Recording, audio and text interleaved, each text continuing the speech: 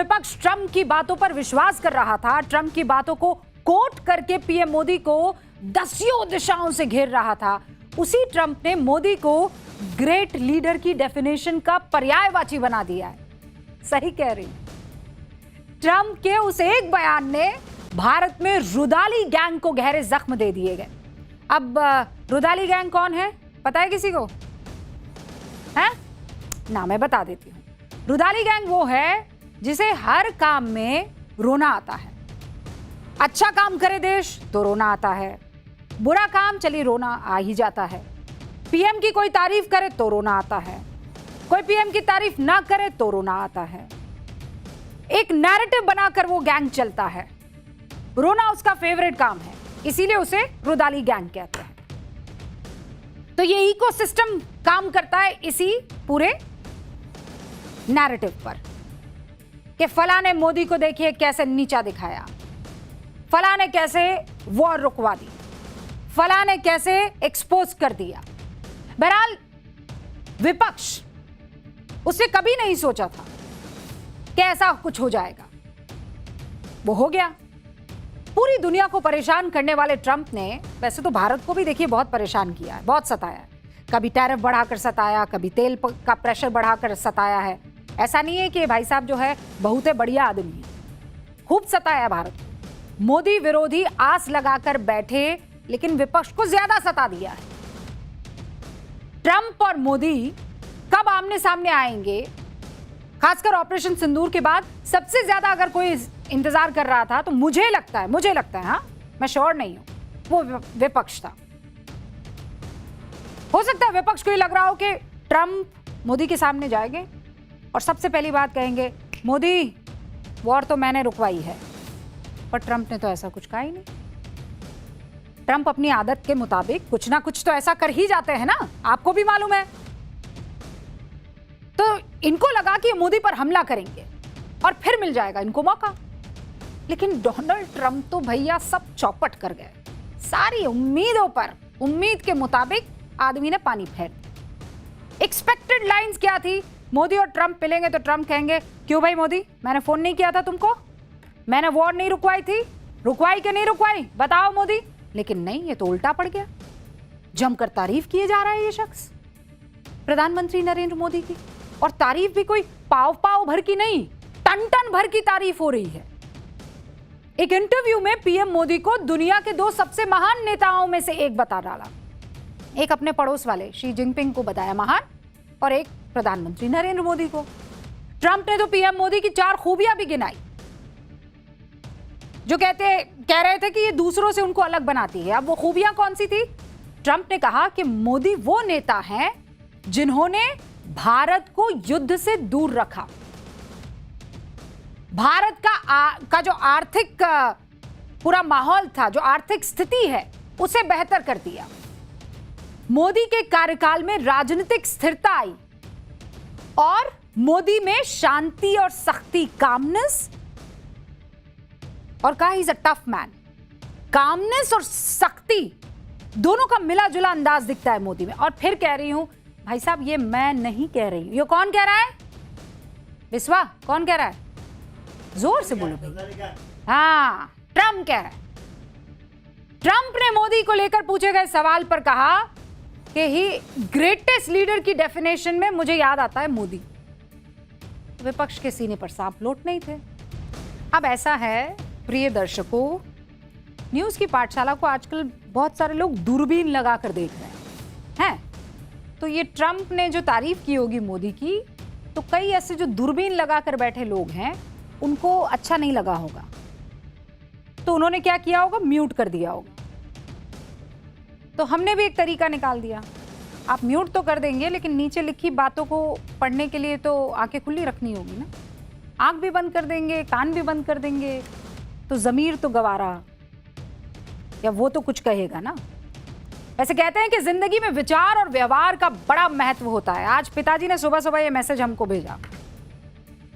क्या मैसेज था? एक विचार व्यवहार बदल देता है और एक व्यवहार विचार बदल देता है। और इस केस में यह हुआ है। मोदी ने सुर बदल चुके ट्रंप के साथ अपने व्यवहार को बदल दिया और G7 में सबने देखा।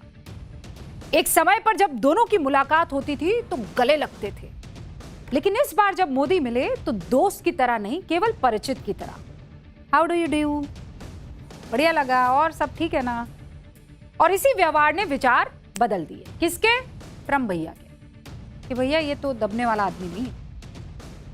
लेकिन सबसे बड़ी चोट तो विपक्ष के साथ हो गई है। अभी तक तो विपक्ष नरेंडर सरेंडर का डंका पीट रहा था, लेकिन अब तो ट्रंप ही मोदी के सामने सरेंडर हो गए हैं। क्या कीजिएगा?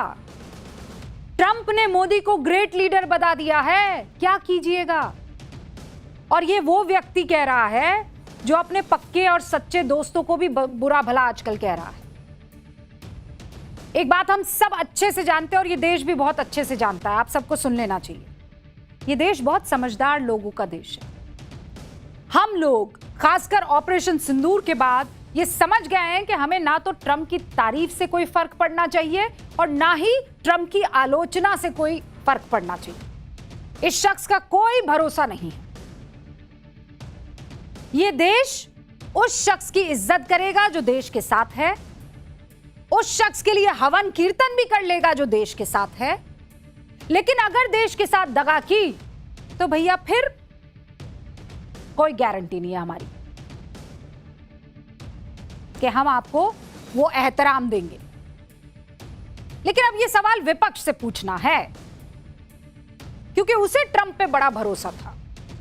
राहुल जी को तो ट्रंप पे बहुते भरोसा था। अब वो कौन से वाले ट्रंप से मोहब्बत करते हैं? पहले वाले ट्रंप से मोहब्बत करते हैं जो वॉर रुकवाने का दावा कर रहे थे, या अभी वाले ट्रंप से मोहब्बत करते हैं जो मोदी को ग्रेट है बता रहे हैं? भाई ट्रंप तो एक ही है।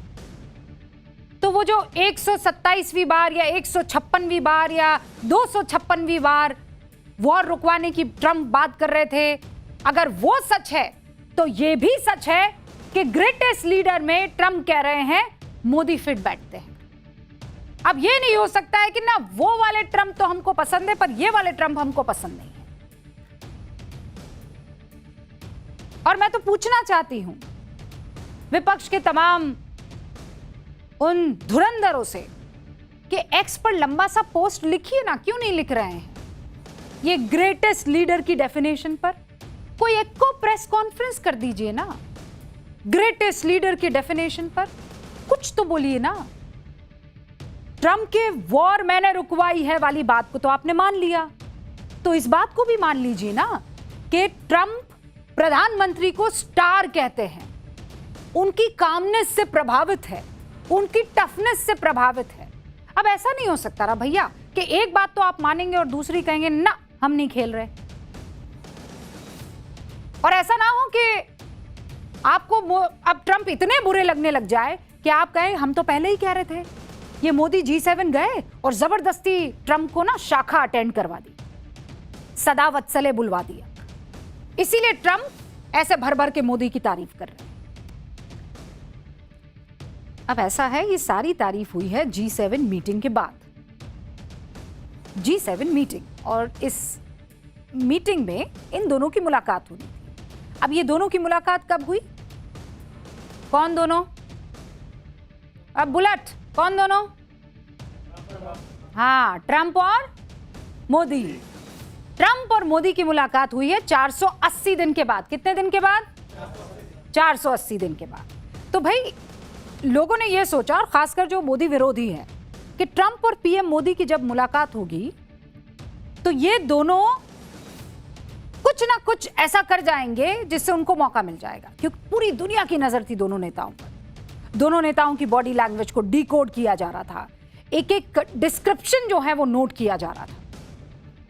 गौर से तो कांग्रेस ने भी देखा और तभी तो पूरी शिद्दत से ढूंढ कर निकाला एक वीडियो निकाला जिसमें पीएम एक पर्ची हाथ में थामकर बैठे हुए हैं। बस फिर क्या था, शुरू हो गया अटैक मोड में कंपैरिजन। पूर्व पीएम मनमोहन सिंह जी का एक वीडियो शेयर किया जा रहा था और उस पर लिखा जा रहा था, तब चर्चे वाले प्रधानमंत्री, अब पर्चे वाले प्रधानमंत्री।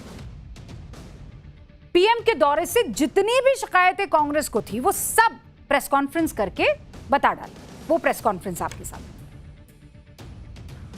अब जब आप साथ में बैठे थे मोदी साहब, न तो आपने ये 3 सेलर्स का मुद्दा उठाया, यूं करके यूं करके यूं करके यूं करके नहीं उठाया, न आपने इस one sided lop sided deal के बारे में कुछ बात की, और ना ही आपने ऑपरेशन सिंदूर के सीज फायर का मुद्दा उठाया। 120 बार, हमारे जयराम रमेश जी ने पूरा काउंट रखा हुआ है इसका, 120 बार डोनाल्ड ट्रंप ने कहा कि मैंने धमकाकर सीज फायर करवाया है भारत का पाकिस्तान के साथ, भारत को धमकाया। मोदी जी चुप। आप मुझे बताइए। पवन जी ने एक और बात बताई जो वाकई चौंकाने वाली है, और मैं चाहती हूं आप उस बात को भी सुन लीजिए। सोफे के अंदर ऐसे दुबक के बैठे हुए थे और कागज पढ़ के कह रहे थे एक्सीलेंसी एक्सीलेंसी एक्सीलेंसी एक्सीलेंसी। जो इंटरप्रेट कर रहा था, जो अनुवाद कर रहा था, उसको भी शर्म आ गई। उसने एक्सीलेंसी का अनुवाद नहीं किया, उसने मिस्टर प्रेसिडेंट बोला। अब पवन सा ये कह रहे हैं कि एक्सीलेंसी एक्सीलेंसी एक्सीलेंसी का बड़ा इस्तेमाल कर रहे थे, ठीक नहीं, वेरी बैड। अब बात तो सही है, ट्रंप तो अमेरिका के प्रेसिडेंट हैं। अब ऐसे में मिस्टर प्रेसिडेंट ही तो कोई बोलेगा ना। हमें ये लगा कि एक्सीलेंसी एक्सीलेंसी ये क्यों बोल रहे हैं भाई प्रधानमंत्री नरेंद्र मोदी? ऐसे थोड़ी किसी पहले के प्राइम मिनिस्टर ने बात कही होगी भारत के। फिर हमने कुछ पुराने वीडियो खंगाले। मनमोहन जी ने कुछ ऐसा बोला, क्या बोला है? एक्सीलेंसी बोला। अच्छा, बुलेट क्या बोला? एक्सीलेंसी। प्रशांत क्या बोला? एक्सीलेंसी। ओहो, तो पीएम साहब जब उस वक्त थे मनमोहन जी, और ओबामा जी उनके बगल में खड़े हैं, तो ओबामा उस वक्त पोटस ही थे, prime president of the United States ही थे। तो मनमोहन जी कह सकते हैं एक्सीलेंसी, लेकिन प्रधानमंत्री नरेंद्र मोदी नहीं कहते हैं पवन हुक्म एक्सीलेंसी। क्यों? तब में और अब में ऐसा क्या फर्क है? क्या चेंज हुआ है? ओबामा और ट्रंप यही दो तो चेंज हुए हैं। तो फिर मनमोहन जी एक्सीलेंसी कह सकते हैं, लेकिन प्रधानमंत्री एक्सीलेंसी नहीं कह सकते। ट्रांसलेटर, वो जो वहां पर ट्रांसलेटर बैठा हुआ था, उसे शर्म आ गई और वो कह रहा है मिस्टर प्रेसिडेंट।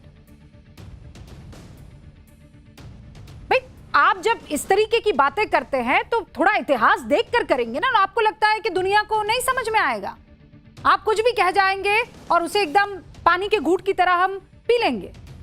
सियासत में विरोध की गुंजाइश हमेशा रहती है और होनी भी चाहिए, लेकिन एक्सपेक्टेशंस एकदम मार्स पर पहुंचा दें, हम तो वही करेंगे जो करते हैं पर आप नहीं कीजिएगा, ऐसा कैसे? मोदी विरोध का मतलब यह थोड़ा ही है कि आप कुछ भी एक्सपेक्ट करने लगेंगे। और पहली बात तो यह है कि पीएम मोदी ने, चाहे वो नाविकों का मामला हो या दूसरे बहुत इंपॉर्टेंट मसले, उनको उठाया है। और रही बात ऑपरेशन सिंदूर की, यह हमारा आंतरिक मामला है, था और रहेगा। सीज फायर भारत में अपनी शर्तों पर हुआ है, भारत ने अपनी शर्तों पर किया है। पाकिस्तान की इतनी हैसियत, औकात और हिम्मत नहीं है कि सीज फायर का उल्लंघन उसके बारे में सोच भी सके। यह मामला है पाकिस्तान और हिंदुस्तान का, तो ट्रंप के सामने इन मुद्दों को क्यों उठाया जाना चाहिए था? और रही बात डिप्लोमेसी की, तो आप देखिए कि डोनाल्ड ट्रंप का इरादा ही नहीं है कि एशियाई रीजन को मजबूत करे। वो चीन के खिलाफ भारत का इस्तेमाल करता है, भारत के खिलाफ चीन और पाकिस्तान को इस्तेमाल करता है। कांग्रेस का हाल तो यह है कि वो ट्रंप को अपना प्रवक्ता बनाना चाहती है। कांग्रेस मानकर चल रही है कि ट्रंप कोई ना कोई भारत विरोधी बयान दे, मोदी को नीचा दिखाए और हम उसे लपट लें। और इसीलिए यह बहुत महत्वपूर्ण हो जाता है कि आप इन्फॉर्म्ड रहें। आप जो भी बात कहें वो एक बार पूरी तरीके से तौल लें, पुराना और आज जो हो रहा है उसके एवज में। और इसीलिए आज ये बताना आपको जरूरी था। बहरहाल, ट्रंप का इसलिए आप भरोसा मत कीजिएगा कि वो अपने दोस्तों को कभी भी कुछ भी कह देते। बस ये है कि जब मोदी की बात करते हैं तो संयमित हो जाते हैं, पता नहीं कहां से ये संयम से सराबोर हो जाते हैं। कोई तो खौफ है प्रभु। बहरहाल आगे बढ़ रहे हैं पाठशाला में। अब अगला चैप्टर, कल 22 लाख बच्चों के साथ साथ एनटीए का भी री एग्जाम है। पेपर से चंद घंटे पहले बच्चों को कौन डरा रहा है, आज इसकी बात होनी जरूरी है। कल 21 जून है, रविवार का दिन है। 22,79,000 से ज्यादा बच्चे री नीट की परीक्षा देने वाले हैं। उन सभी को ऑल द बेस्ट। किसी से नहीं घबराना है, बढ़िया से पेपर देकर आना है, कोई प्रेशर नहीं, एकदम मदमस्त होकर जाइए और परीक्षा देकर आइए। बाकी काम हम संभालेंगे, ये हमारा वादा है। जिसको कटघरे में खड़ा करना है हम करेंगे। न्यूज की पाठशाला में और टाइम्स नाउ नव भारत करेगा, ये हमारा वादा है। वो परीक्षा जो एक बार लीक माफियाओं की वजह से, एनटीए की नाकामी की वजह से लीक हो चुकी है, हम दुआ करते हैं कि अब ऐसा ना हो। गारंटी तो कोई भी नहीं ले सकता है। और कल सबको पता लग जाएगा कौन कितना पानी में है, और ये सिस्टम रहना भी चाहिए कि नहीं। और इसीलिए ये परीक्षा सिर्फ इन 22 लाख बच्चों की नहीं है, उनके परिवार की है, इस पूरे देश की है। ये परीक्षा जो है सरकार की है, एजुकेशन सिस्टम की है, एनटीए की है। और दांव पर सिर्फ इन बच्चों का भविष्य नहीं है, देश की शिक्षा व्यवस्था की साख दांव पर है। और सवाल सिर्फ एक है, क्या इस बार पास होगा एनटीए? बच्चों की बात नहीं, क्या बच्चों के सामने उनकी उम्मीदों पर एनटीए खरा उतरेगा? नीट लीक के बाद से एनटीए और उसके काम करने के तरीके पर जो सवाल उठ रहे हैं, उसके बाद से ही एनटीए बेहद सेंसिटिव दिखाई दे रहा है। री एग्जाम के कुछ घंटे पहले ही देश भर में मॉक ड्रिल हुआ। परीक्षा सेंटर्स में सुरक्षा और व्यवस्था की चेकिंग की गई।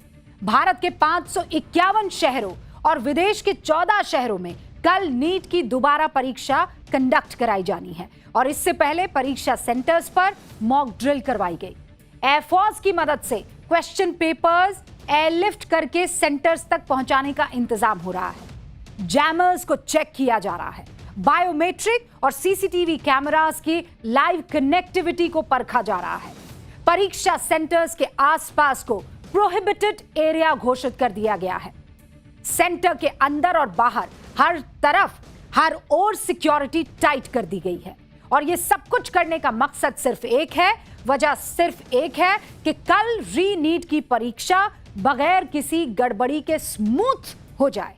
क्योंकि बात किसी एक सरकारी एजेंसी की नहीं है, किसी एक मंत्री की नहीं है, किसी एक अधिकारी की नहीं है, बात बच्चों की है, बात इस देश के भविष्य की है।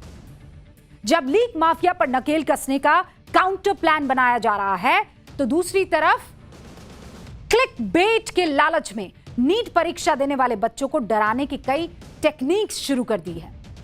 कंफ्यूजन फैलाया जा रहा है। ये देखिए, YouTube पर बकायदा वीडियो बनाकर बच्चों को कैसे डराया जा रहा है। आप उसकी हेडलाइंस देखिए, उसका हेडर देखिए, री नीट क्वेश्चन पेपर लीक, फिर छोटा सा एक question mark, claim goes viral. Views देखिए 1.3 मिलियन। दूसरा, re NEET paper leak on Telegram, 22 घंटे पहले यह वीडियो पोस्ट किया गया, व्यूज है 2 लाख, उससे ज्यादा। तीसरा, re NEET leak again question mark, views है 1 लाख से ज्यादा। एआई से फोटो बनाकर चौंकाने वाले एक्सप्रेशन के साथ लीक विद प्रूफ लिखकर कैसे बरगलाने की कोशिश की जा रही है इन यूट्यूबर्स की तरफ से। सर्च बार में अगर आप री नीट लिखेंगे ना, तो री नीट पेपर लीक, री नीट पोस्टपोन, री नीट लीक, री नीट पीडीएफ, री नीट पोस्टपोन 2026, सिर्फ यही दिखेगा। मतलब सोचिए इन बच्चों का कितना प्रेशर इस वक्त, कितने प्रेशर से ये लोग, मतलब फोन को बंद कर देना इससे बेहतर और कुछ नहीं होगा इन बच्चों के लिए। हर तरफ से प्रेशर है। और इसीलिए उन तमाम माँ बापों से मैं ये निवेदन करती हूं कि आप अपने बच्चों के साथ एकदम मजबूत पहाड़ की तरह खड़े रहिएगा, क्योंकि हम भी यही काम कर रहे हैं।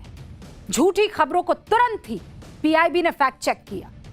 अफवाहों को बल एनटीए के कारण भी मिला। ये कहने में हम गुरेज नहीं करेंगे।